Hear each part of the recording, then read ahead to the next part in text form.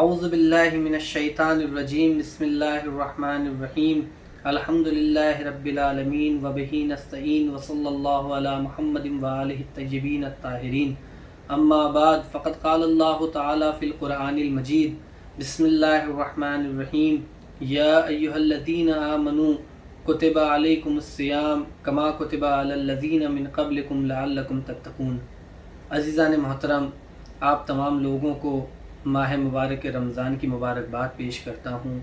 آئیے بارگاہ رب العزت میں دعا کرتے ہیں کہ پالنے والے تجھے واسطہ اس مبارک مہینے کا، اس مبارک مہینے کے صدقے میں دنیا والوں کو اس وبا سے نجات عطا فرما۔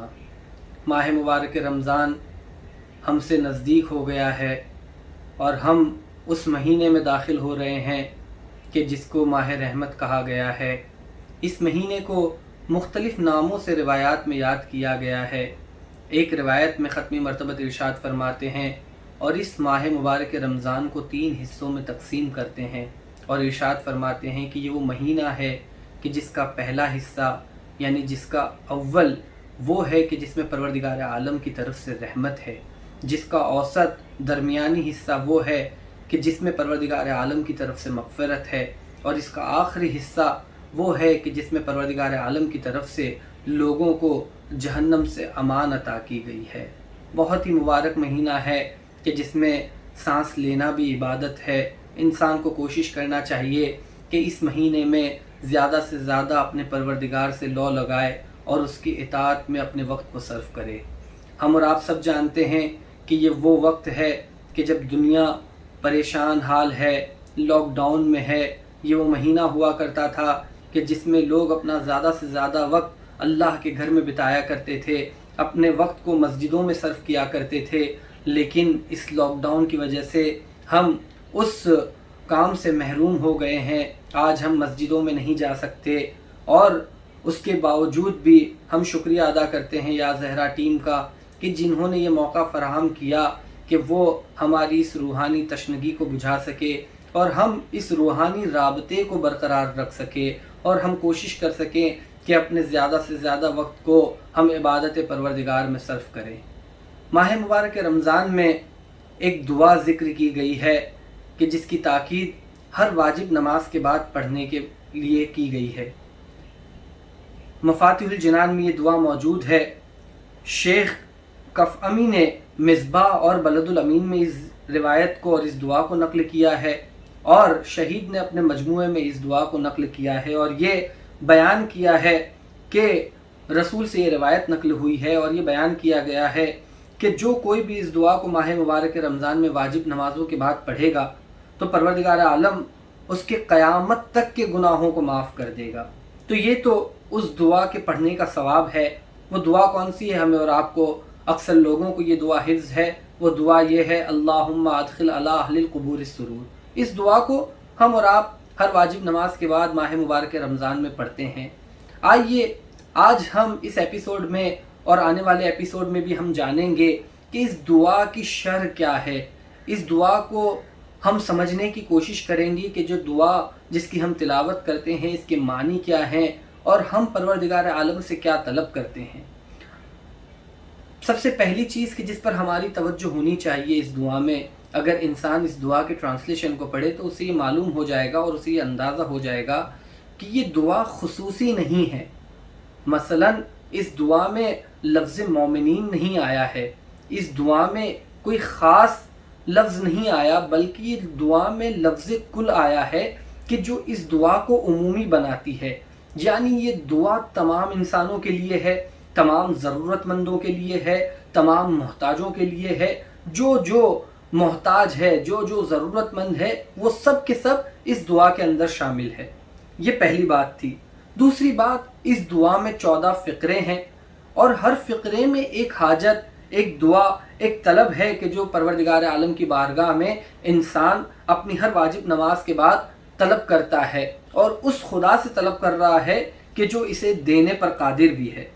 اور یہ ایک اجتماعی دعا ہے کہ جیسا کہ میں نے بیان کیا کہ تمام لوگوں کے لیے ہے، اس میں مذہب و ملت کی قید نہیں ہے، تمام لوگ اس دعا کے اندر شامل ہے۔ لیکن اگر ہم توجہ کریں، جیسا کہ میں نے بیان کیا کہ اس دعا کے اندر تمام لوگ شامل ہیں اور جب تمام لوگ شامل ہے تو اس کا محقق ہونا، اس کا پاسبل ہونا ہمیں ظاہراً ممکن نظر نہیں آتا۔ مثال کے طور پر دعا کا اگر یہ جملہ ہے کہ اللہم اغن کل فقیر، کہ اے میرے معبود تمام فقیروں کو مال و دولت عطا کر دے، ہم یہ دعا کا ورد کرتے رہے، آپ مجھے بتائیں کہ کیا یہ ممکن ہے کہ ایسا ہو جائے کہ پروردگار عالم تمام غریبوں کو دولت عطا کر دے؟ پروردگار عالم قادر ہے، وہ یہ کر سکتا ہے، لیکن اس دور میں کہ جس میں ہم زندگی کر رہے ہیں، ان ظالم حکومتوں کے درمیان کہ جہاں پر ظلم و جور ہے، ہمیں یہ محقق ہوتا ہوا نظر نہیں آ رہا، تو پھر کیوں ہم اس دعا کی تلاوت کرتے ہیں کہ جو محقق نہیں ہو سکتی؟ یہیں سے یہ بات بھی واضح ہو جاتی ہے کہ یہ دعا در حقیقت اپنے وقت کے امام سے استغاثہ ہے، اور اس کی تعجیل کے لیے کہ وہ امام ہمارے سامنے آ جائے پردے غیبت سے، ہم اس کی دعا کرتے ہیں۔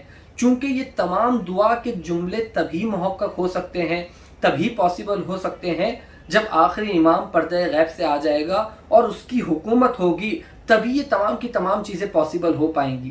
تو در حقیقت جب ہم اس دعا کی تلاوت کرتے ہیں تو ہم اپنے وقت کے امام کو آواز دے رہے ہیں اور اپنے پروردگار سے یہ چاہ رہے ہیں کہ پروردگار اس کو بھیج دے، اپنی آخری حجت کو بھیج دے کہ جو تمام چیزوں کو کہ جو ہم اس دعا میں مانگ رہے ہیں اس کو حقیقت میں تبدیل کر دے، اسے سچا بنا دے۔ آئیے اب ہم کوشش کرتے ہیں اس دعا کو سمجھنے کی اور جانتے ہیں کہ ہم اس دعا میں کیا پڑھ رہے ہیں اور اپنے پروردگار عالم سے کس طریقے سے مانگ رہے ہیں۔ دعا شروع ہوتی ہے بسم اللہ الرحمن الرحیم، اللہم ادخل علی اہل القبور السرور، اے میرے معبود، اے میرے پروردگار، قبروں میں دفن شدہ لوگوں کو شادمانی عطا کر۔ واضح ہے جملہ اگر ہم اس کے ٹرانسلیشن کو دیکھیں کہ یہ ان لوگوں کے لیے دعا کی جا رہی ہے کہ جو اس دنیا سے رخصت ہو کر اپنی اپنی قبروں میں ہیں۔ اب یہاں پر دو طریقے سے ہم اس کے ترجمے کو کر سکتے ہیں۔ ایک وہ لوگ کہ جو قبروں میں چلے گئے ہیں، ان کی تقسیم بندی دو طرح سے کی جا سکتی ہے۔ ایک وہ لوگ کہ جو امام کا انتظار کر رہے تھے، ایک وہ لوگ کہ جو امام کا انتظار نہیں کر رہے تھے۔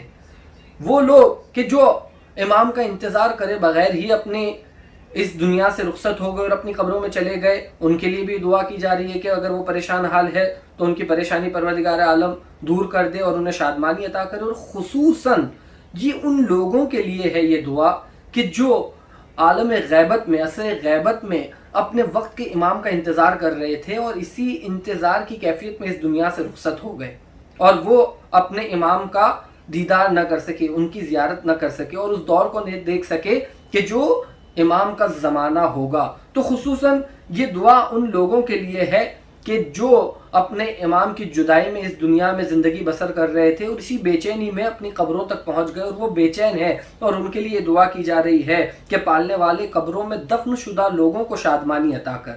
امام صادق علیہ الصلوۃ والسلام ارشاد فرماتے ہیں اسی ضمن میں کہ جب حضرت حجت کا ظہور ہوگا تب قبروں میں تمام مومنین خوشحال ہو جائیں گے اور وہ ایک دوسروں کی طرف دوڑیں گے۔ کس لیے دوڑیں گے؟ تاکہ وہ اس ظہور کی خبر کو ایک دوسروں تک پہنچا سکے۔ اور ایک حدیث میں ارشاد ہو رہا ہے کہ جس میں امام ارشاد فرماتے ہیں کہ یہ دنیا تبھی خوش ہوگی اور قبروں کے مردے جو ہے وہ تب خوش ہوں گے کہ جب اس کائنات میں امام کا ظہور ہو جائے گا۔ تو یہ دعا کا پہلا فقرہ ہے کہ جسے ہم نے دو حصوں میں تقسیم کیا۔ ایک وہ حصہ ہے کہ جو عمومی ہے، جس میں عمومی وہ لوگ کہ جو قبروں میں ہے، بے چین ہے، پریشان حال ہے، ان کی پریشانیوں کو دور کرنے کے لیے اپنے پروردگار سے ہم نے درخواست کی، اور خصوصاً ان لوگوں کے لیے کہ جو اپنے وقت کے امام کا انتظار کرتے ہوئے اس کائنات سے رخصت ہو گئے ہیں، ان کو شادمانی کیسے ملے گی؟ ان کو شادمانی تبھی ملے گی کہ جب وقت کے امام کا ظہور ہوگا۔ دعا کا دوسرا فقرہ کیا ہے؟ دوسرا فقرہ یہ ہے کہ اللہم اغن کل فقیر، کہ اے معبود ہر محتاج کو غنی بنا دے، ہر محتاج کی پریشانی کو دور کر دے۔ اگر وہ مال و دولت یا مفلسی میں گرفتار ہے، اس کے پاس مال و دولت نہیں ہے، تو اس مصیبت سے اسے آزاد کر دے۔ اب اگر انسان تھوڑی سی توجہ کرے تو اسے یہ معلوم ہو جائے گا کہ دنیا میں ناداری نہیں ہے۔ اس کے معنی کیا ہے ناداری نہیں ہے؟ اس کے معنی یہ ہے کہ دنیا میں ناداری،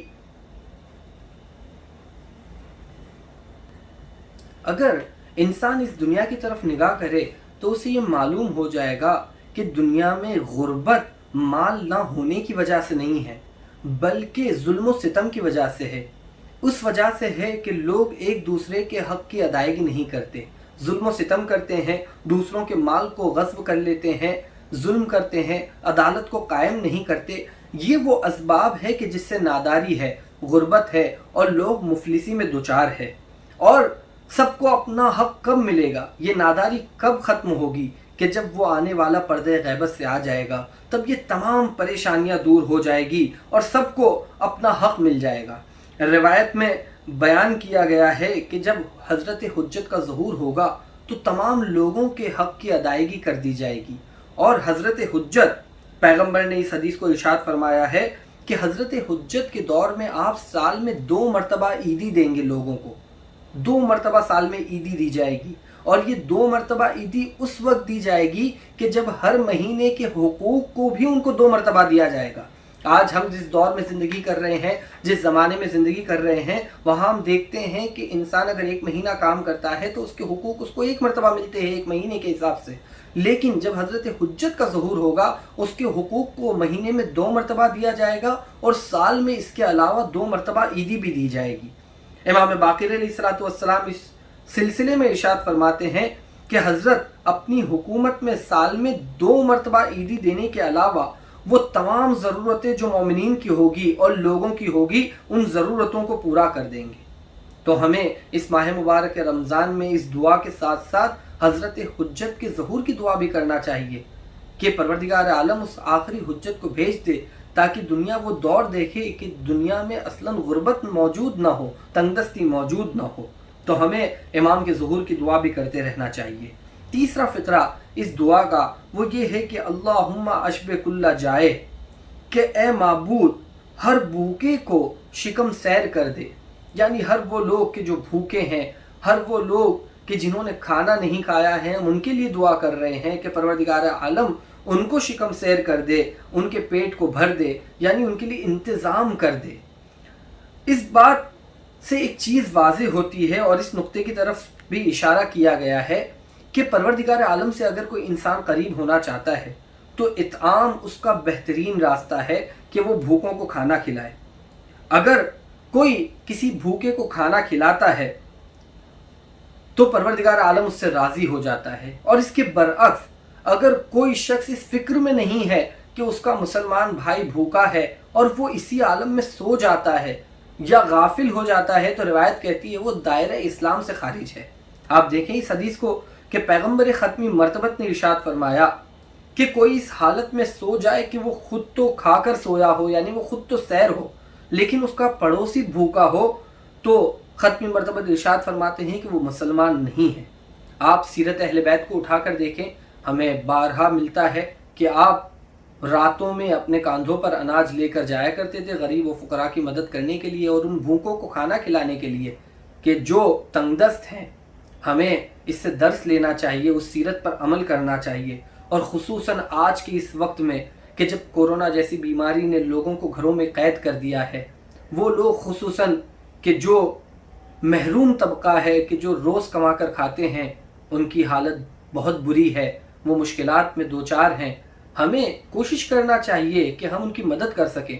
मैंने मुख्तलिफ़ ज़रियों से देखा और हर जगह पर, हर शहरों में काम किया गया इस सिलसिले में। बेंगलोर में भी अल्हम्दुलिल्लाह मोमिनीन ने इस सिलसिले में काम किया और शहरों में भी काम किया, लेकिन हमें और ज़्यादा तवज्जो देनी होगी और कोशिश करना होगी। कहीं ऐसा ना हो कि हम तो खाकर सो जाए लेकिन हमारा भाई भूखा रह जाए। और ये एक बेहतरीन रास्ता है कि इंसान इन चीज़ों के ज़रिए से अपने आप को परवरदिगार आलम से नज़दीक कर ले।